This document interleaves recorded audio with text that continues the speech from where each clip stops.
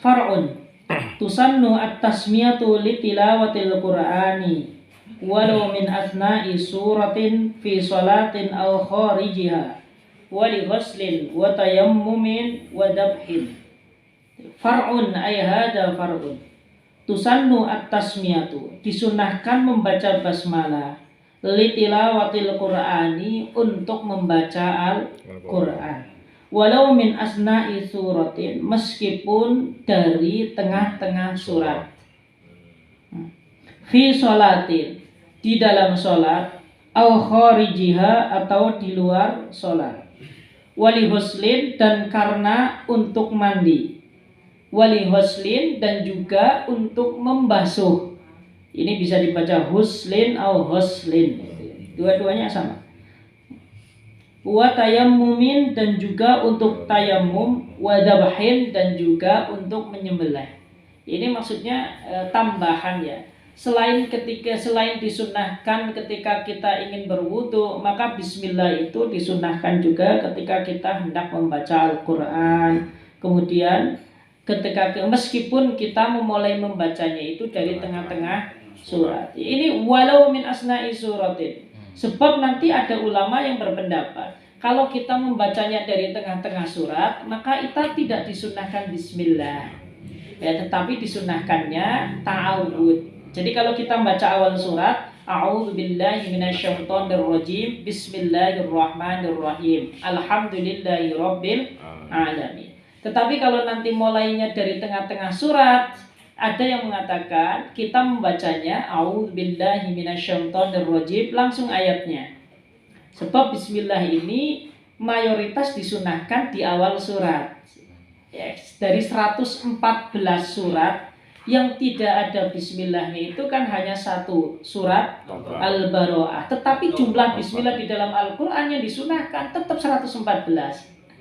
Karena di dalam surat An-Naml itu masuk ke dalam ayat.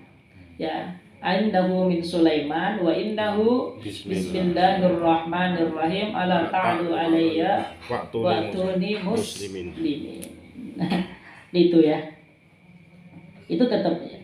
Fi sholatin, baik di dalam sholat, au kharijiha, atau di luar sholat. Ya, juga di dalam sholat kita juga disunahkan membaca bismillah. Di luar sholat juga disunahkan membaca bismillah. Meskipun dari tengah-tengah surat. Cuman nanti bedanya kalau di tengah sholat itu, kalau selain surat, kalau di awal surat maka kita membacanya jahron, tetapi kalau di tengah surat kita membacanya sirron. Ya, kalau dari awal surat membacanya jahron, tetapi nanti kalau dari tengah surat kita membacanya sirron. Bedanya hanya di situ. Ya. Dan ini sunnah ya, artinya mau membaca atau tidak membaca itu ya tidak menjadi masalah. Kecuali kalau madhab kita, kalau bismillah itu termasuk bagian daripada surat Al-Fatihah, maka itu harus dibaca. Itu semacam itu. Fahuslul kaffaini ma'an ilal ku'aini ma'at tasmiyatil muqtaranati bin niyati.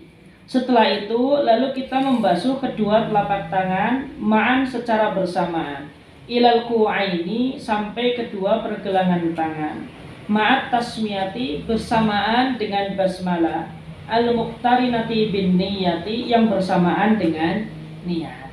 Meskipun sunnah yang pertama bismillah, tetapi kan aktivitas yang nampak daripada berwudu itu kan dimulai dari membasuh kedua telapak tangan. Maka di situ juga niat juga disunahkan dari situ.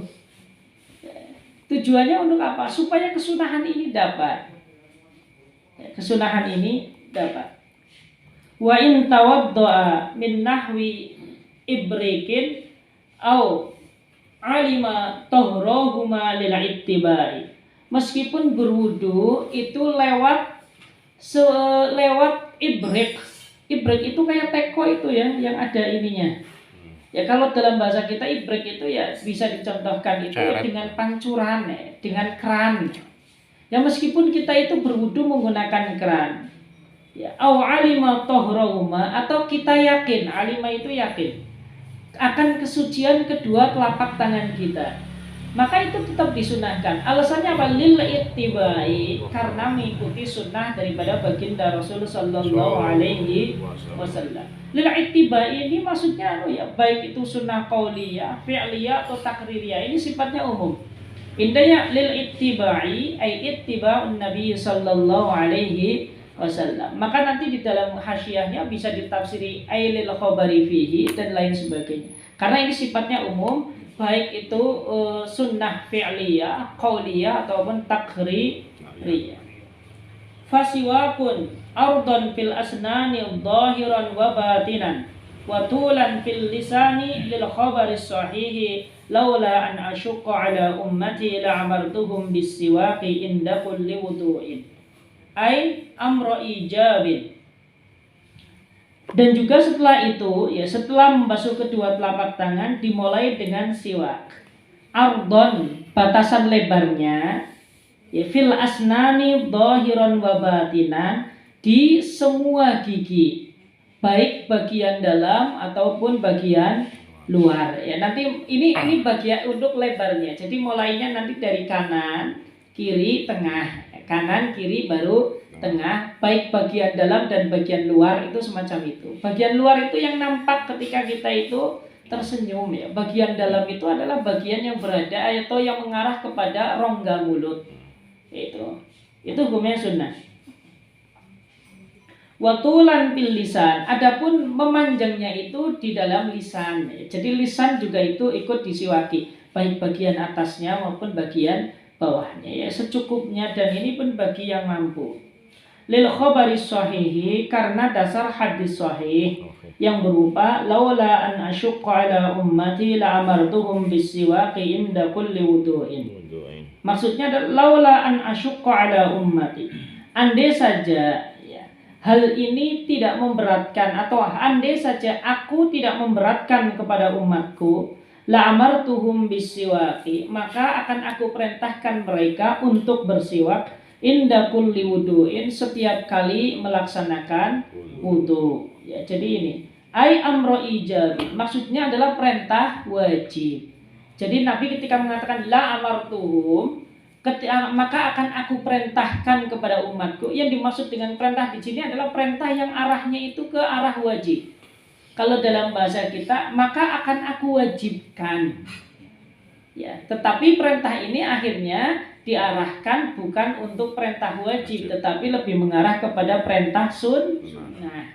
Kenapa kok bisa dipahami sunnah? Ya karena Nabi melakukan. Jadi Nabi sebenarnya ingin memerintahkan, tetapi Nabi tidak memerintahkan, tetapi Nabi melakukan.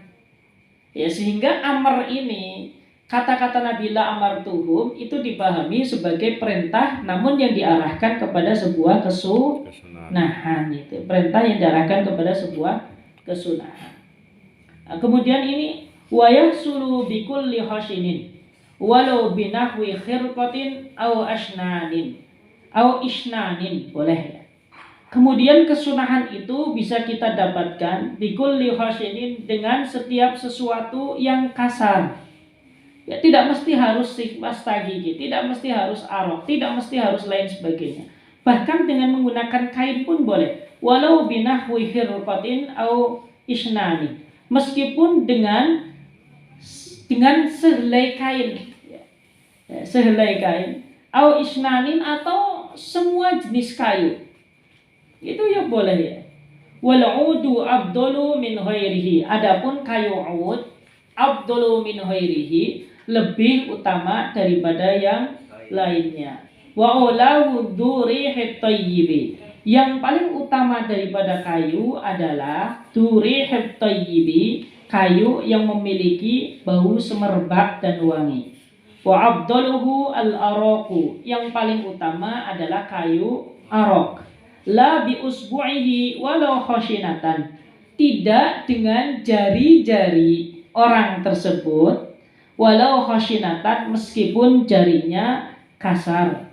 Khilafan lima khtaruhun Nawawiyyu, ini berbeda dengan apa yang dipilih oleh Imam Nawawi. Itu maksudnya demikian. Maksudnya kayak gini. Siwak ini, kesunahan siwak ini bisa kita dapatkan dengan menggunakan segala sesuatu yang memiliki permukaan kasar. Ya. Baik itu kayu ataupun lain sebagainya, selagi tidak membahayakan. Itu juga tambahan catatannya. Namun kayu itu jauh lebih baik daripada yang lainnya. Yang paling utama itu adalah kayu arok. Dan yang paling utama lagi adalah kayu yang memiliki bau yang wangi. Ya. Berbeda dengan jenis kayu yang tidak memiliki bau yang wangi, maka kesunahannya itu kurang. Ataupun dengan menggunakan kain yang kasar. Ya. Tetapi kesunahan ini tidak bisa kita dapatkan dengan menggunakan jari kita, meskipun jari kita kasar. Menurut Syekh Zainuddin Al-Malibar. Ya, namun ini berbeda pandangan dengan apa yang dipilih oleh Imam Nawawi yang mengatakan bahwasanya siwakan ini bisa didapatkan dengan menggunakan jari. Dan ini adalah pendapat yang dipilih oleh Imam Romli. Itu semacam itu. Wa innama yuta'aqqadu, ini lebih baik besok ya. Ini panjang. Jadi kita membaca sedikit karena panjang. Sudah jam 9:04, biar nanti dipertajam dengan sebuah pertanyaan. Wallahu a'lam.